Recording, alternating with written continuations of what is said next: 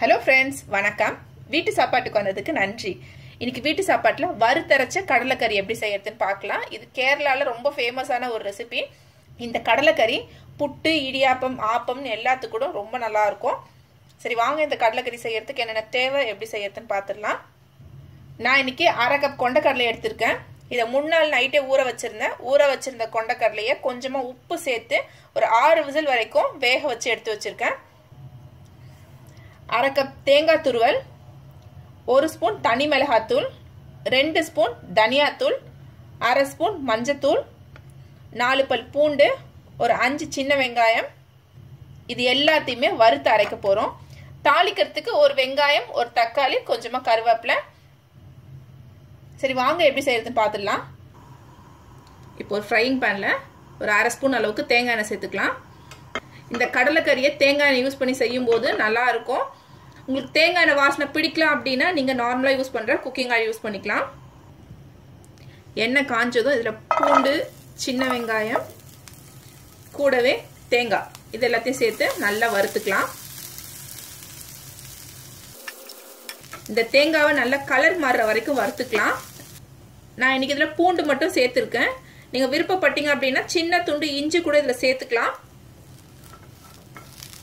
தேங்காய் கூட கொஞ்சமாக கருவேப்பிலையும் சேர்த்து நல்லா வறுத்துக்கலாம். நம்ம இன்னைக்கு இதில் மிளகாத்தூள், தனியாத்தூளை சேர்க்குறோம் இல்லையா, அதுக்கு பதிலாக முழு மிளகாய், முழு தனியாவை சேர்த்து வறுத்து அரைச்சி செஞ்சாலும் டேஸ்ட் நல்லா இருக்கும். இப்போ தேங்காயில் இருக்க ஈரப்பதெல்லாம் போய் கலரும் மாறி இருக்கு. இப்போ நம்ம எடுத்து வச்சிருக்க பொடி எல்லாத்தையும் சேர்த்துடலாம். இப்போ நம்ம போட்டிருக்க பொடி எல்லாத்தையும் சேர்த்து இன்னும் ஒரு 1 நிமிஷம் நல்லா இதை ஃப்ரை பண்ணிக்கலாம். இதில் தேங்காய் வறுக்கிறது மட்டும்தான் கொஞ்சம் வேலையாக இருக்க மாதிரி இருக்கும், ஆனால் டேஸ்ட் ரொம்ப நல்லா இருக்கும். நம்ம தேங்காவை எந்த அளவுக்கு வறுக்கிறோமோ அந்த அளவுக்கு டேஸ்ட் நல்லா இருக்கும். அதே உங்களுக்கு காரம் தேவைப்பட்டுச்சு அப்படின்னா இது கூட கொஞ்சமாக மிளகுத்தூள் சேர்த்துக்கலாம். எந்த காரணத்தை கொண்டு ஃப்ளேமை ஹையில் வச்சிடாதீங்க, கருகிடும். கருகிடுச்சு அப்படின்னா உங்களுக்கு டேஸ்டே மாறிடும். போதும், இந்த அளவுக்கு வறுபட்டதும் நம்ம இப்போ ஃப்ளேம் ஆஃப் பண்ணிடலாம். பாருங்க, இந்த அளவுக்கு நல்லா வறுபட்டுடுச்சு. இப்போ நான் ஃப்ளேம் ஆஃப் பண்ணிடுறேன். இப்போ இதை நல்லா ஆற வச்சு மிக்சியில் நல்லா நைஸாக அரைச்சி எடுத்துக்கலாம். இப்போ ஒரு பேனில் கொஞ்சமாக தேங்காய் எண்ணெய் சேர்த்துக்கலாம். நான் சொன்ன மாதிரி உங்களுக்கு தேங்காய் எண்ணெய் வாசனை பிடிக்கலாம் அப்படின்னா நீங்கள் நார்மலாக யூஸ் பண்ணுற குக்கிங் ஆயில் யூஸ் பண்ணிக்கலாம். எண்ணெய் காஞ்சிடுச்சு. இப்போ இதில் கடுகு சேர்த்துக்கலாம்.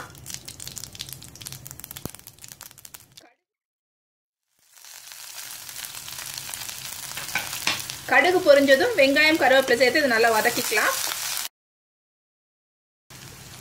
வெங்காயம் ஓரளவுக்கு வதங்கினதும் இதில் தக்காளி சேர்த்து நல்லா வதக்கிக்கலாம். தக்காளி வதங்கிறதுக்கு கொஞ்சமாக உப்பு சேர்த்துக்கிறேன். தக்காளி நல்லா வதங்கிடுச்சு. இப்போ நம்ம வேக வச்சிருக்க கொண்டைக்கடலையை சேர்த்துக்கலாம். கொண்டைக்கடலை கூடவே அரைச்சி வச்சிருக்க மசாலாவை சேர்த்துடலாம்.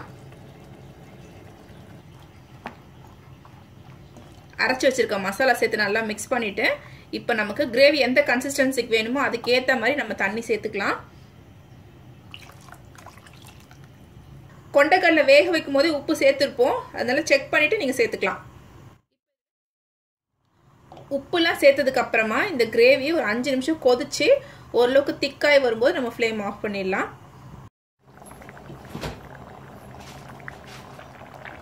கிரேவி நல்லா கொதிச்சு திக்காயிடுச்சு. உங்களுக்கு எந்த அளவுக்கு கிரேவி கன்சிஸ்டன்சி வேணுமோ அதுக்கு ஏற்ற மாதிரி நீங்கள் அட்ஜஸ்ட் பண்ணிக்கலாம். இது இன்னும் கொஞ்சம் நேரம் ஆச்சு அப்படின்னா திக்காயிடும். நான் இந்த ஸ்டேஜில் ஆஃப் பண்ண போகிறேன். ஃப்ளேம் ஆஃப் பண்ணுறதுக்கு முன்னாடி கொஞ்சமாக கருவேப்பிலை, கொஞ்சமாக தேங்காய் எண்ணெய் சேர்த்துட்டு நம்ம ஃப்ளேம் ஆஃப் பண்ணிடலாம். தேங்காய் எண்ணெய் வந்து ஆப்ஷனல் தான், நல்ல ஃப்ளேவராக இருக்கும், அதனால தான் தேங்காய் எண்ணெய் சேர்த்துருக்கேன். ஃப்ளேம் ஆஃப் பண்ணிவிட்டு க்ளோஸ் பண்ணிவிடுங்க. அப்போ தான் அந்த தேங்காய் எண்ணெய், கருவேப்பிலையோட வாசனை அந்த கிரேவியில் நல்லா இருக்கும். இப்போ நம்ம ஓப்பன் பண்ணி சர்வ் பண்ணலாம். நல்ல வாசனை. சொன்ன மாதிரி நீங்கள் கடைசியாக கொஞ்சமாக கருவேப்பிலையும் அந்த தேங்காய் எண்ணெயை விட்டுட்டு க்ளோஸ் பண்ணிவிட்டு நீங்கள் அப்புறமா சர்வ் பண்ணுங்கள். பாருங்கள், கடலைக்கறியோட கன்சிஸ்டன்சி இந்த அளவுக்கு இருக்கு. இப்போ நம்ம சர்வ் பண்ணிடலாம்.